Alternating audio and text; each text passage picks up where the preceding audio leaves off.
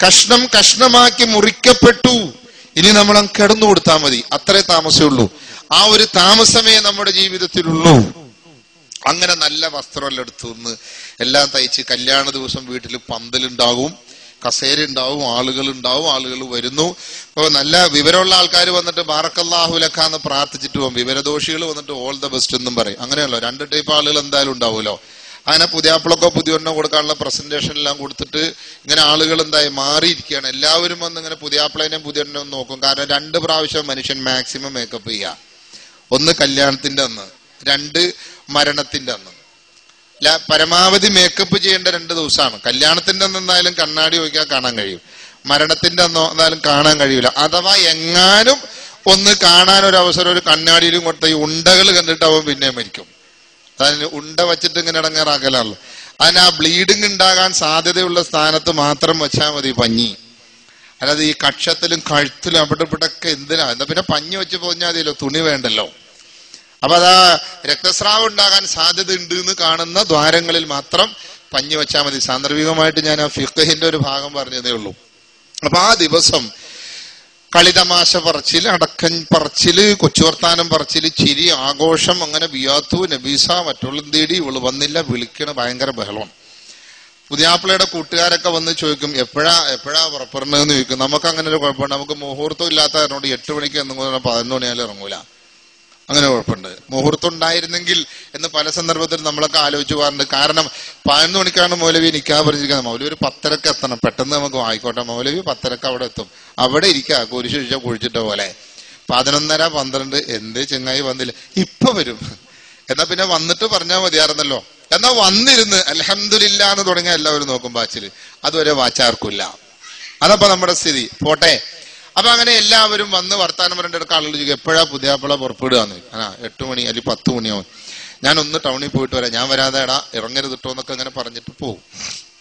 അങ്ങനെ എല്ലാവരും വന്ന് പുതിയാപ്പിള കുളിച്ച്, അപ്പൊ പറയാ ചെറുക്കൻ കുളിച്ചു കഴിഞ്ഞു അല്ലെങ്കിൽ ആ പെണ്ണ് കുളിച്ചു കഴിഞ്ഞ് എന്റെ ഡ്രസ്സ് മാറും മക്കളെ എന്ന് പറയുമ്പോ കൂട്ടുകാരോ അടുത്ത ബന്ധുക്കളൊക്കെ ചെന്ന് ഡ്രസ്സ് മാറുമ്പോ നല്ല കളിതമാശം വർത്താനമൊക്കെ പറഞ്ഞ് അത്രയൊക്കെ പുരട്ടി പൂശി എല്ലാവരോടും സമ്മതമൊക്കെ ചോദിച്ച് സലാം പറഞ്ഞിട്ട് പുതിയാപ്പിളമാര് വന്നിട്ട് നമ്മുടെയൊക്കെ നാട്ടിൽ ഇങ്ങനെ പന്തലിലൊരു കസേരയിൽ വന്നിരിക്കും. കാരണം എല്ലാവരും ഈ പുതിയാപ്പിളനെ ഇങ്ങനെ നോക്കും. കാരണം മാക്സിമം ഒരുങ്ങണ ദിവസമാണല്ലോ. ചില ചെറുപ്പക്കാരൻ്റെ ഈ കോഴിമുട്ടേന്റെ തൊണ്ട് പോലെയൊക്കെ മോന്ത ചിരണ്ടിയിട്ട് പടച്ചോനായിട്ട് ഡെയിലി യുദ്ധം. മാല കയ്യിലുണ്ടാവും. സുബ്ഹാനല്ലാ സുബ്ഹാനല്ലാ എന്ത് സുബ്ഹാനല്ലാ. ബ്ലേഡ് മേടിച്ചിട്ട് ഡെയിലി ബാത്റൂമിൽ കയറിയിട്ട് ഷേവ് ചെയ്യാ. താടി വടിക്കൽ ഹറാമാണ്, താടി വളർത്തൽ വാജിബാണ്. ഡസൻ കണക്കിന് ഹദീസ് ഉണ്ട്. അത് ചില ആളുകൾ അങ്ങനെയൊന്നുമില്ല, അതൊക്കെ ലൈഫായ മൂപ്പർക്കാണ് അത് ലൈഫ്. മൂപ്പർക്ക് ഏതായാലും ചിലപ്പോൾ മുളക്കാനായിട്ടായിരിക്കും, അല്ലെങ്കിൽ മൂപ്പർക്ക് താല്പര്യമില്ലാണ്ടായിരിക്കും. ബ്രിട്ടീഷ് ഉൽപ്പന്നങ്ങൾ ബഹിഷ്കരിക്കുക. ആദ്യം ബ്ലേഡ് ബഹിഷ്കരിച്ചാൽ മതി, താടി അവിടെ നിൽക്കും. അപ്പൊ ഈ കോലം കാണാൻ വേണ്ടിയിട്ട് എല്ലാവരും നോക്കുക. അങ്ങനെ എല്ലാവരും കൂടെ സന്തോഷത്തോടു കൂടി കാറിൽ കയറി ഇങ്ങനെ പോകും. കൂട്ടുകാരൊക്കെ കുറെ അകമ്പടി ഉണ്ടാവും.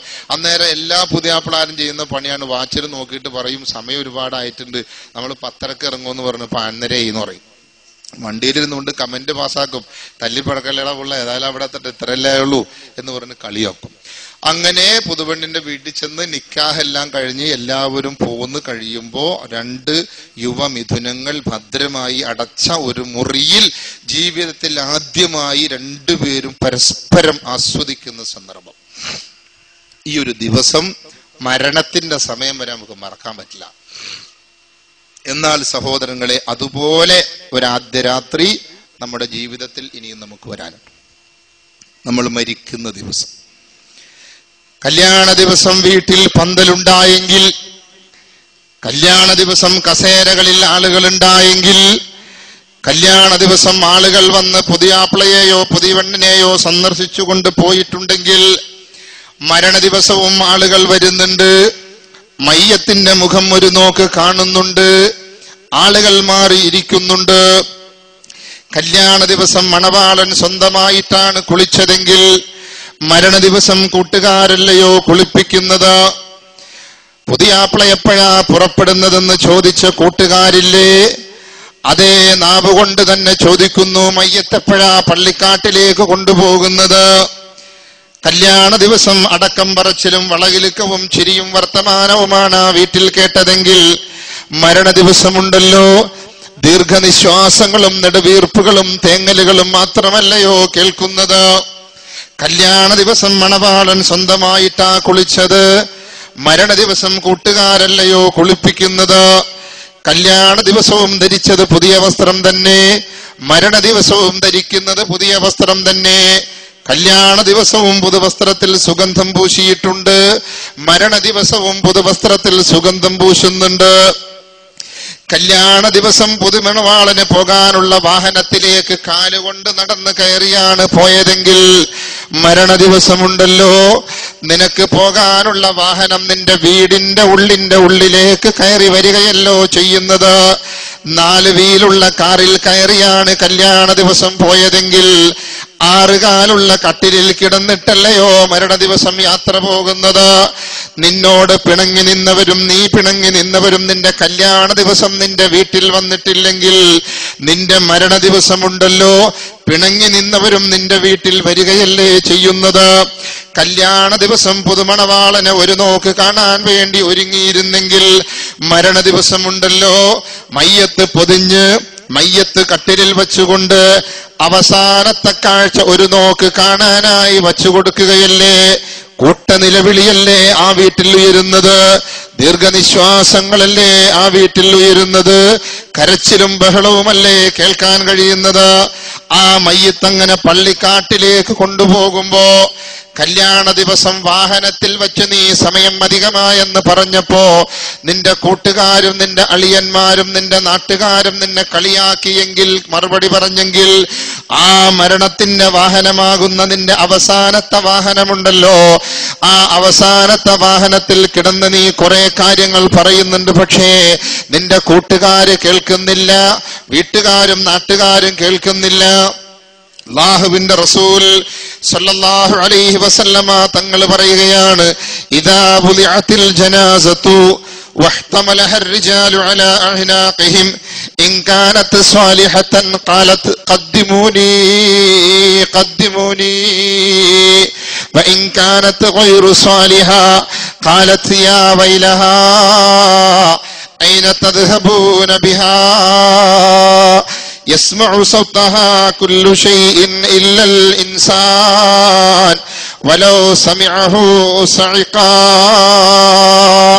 അല്ലാഹുവിന്റെ റസൂല് പറയുകയാണ്, ഇദാ ബുലിഅത്തിൽ ജനാസതു വഹ്തമലഹ الرجال على أعناقهم, ജനാസ അവിടുന്ന് പൊക്കിയിട്ട് പുരുഷന്മാർ അവരുടെ തോളിൽ വഹിക്കപ്പെട്ടാൽ, ഇൻകാനത്ത് സ്വാലിഹത്തൻ, അതൊരു സ്വാലിഹായ മനുഷ്യന്റെ മയ്യത്താണെങ്കിൽ, കാലത്ത് ആ മയ്യത്ത് വിളിച്ചു പറയുന്നു, ഖദ്ദിമൂനി ഖദ്ദിമൂനി, വേഗം കൊണ്ടുപോകണേ വേഗം കൊണ്ടുപോകണേ. വഇൻകാനത്ത് ഗൈറു സ്വാലിഹ, അതൊരു സ്വാലിഹല്ലാത്ത മനുഷ്യന്റെ മയ്യത്താണെങ്കിലോ, കാലത്ത് ആ മയ്യത്ത് വിളിച്ചു പറയുന്നു, യാ വൈലഹാ ഐന തദ്ഹബൂന ബിഹാ, നാശമേ എന്നെ നിങ്ങൾ എങ്ങോട്ടാ കൊണ്ടുപോകുന്നത്. യസ്മഉ സൗതഹാ കുല്ലു ഷൈഇൻ ഇല്ലൽ ഇൻസാൻ. അല്ലാഹുവിന്റെ റസൂല് പറയുകയാണ്, യസ്മഉ സൗതഹാ കുല്ലു ഷൈഇൻ ഇല്ലൽ ഇൻസാൻ, മനുഷ്യൻ ഒഴികെയുള്ള മുഴുവൻ ജീവജാലങ്ങളും ആ മയ്യത്തിന്റെ ദീനരോധനം കേൾക്കുന്നതാണ്. വലൗ സമിഅഹു, അവനെങ്ങാനും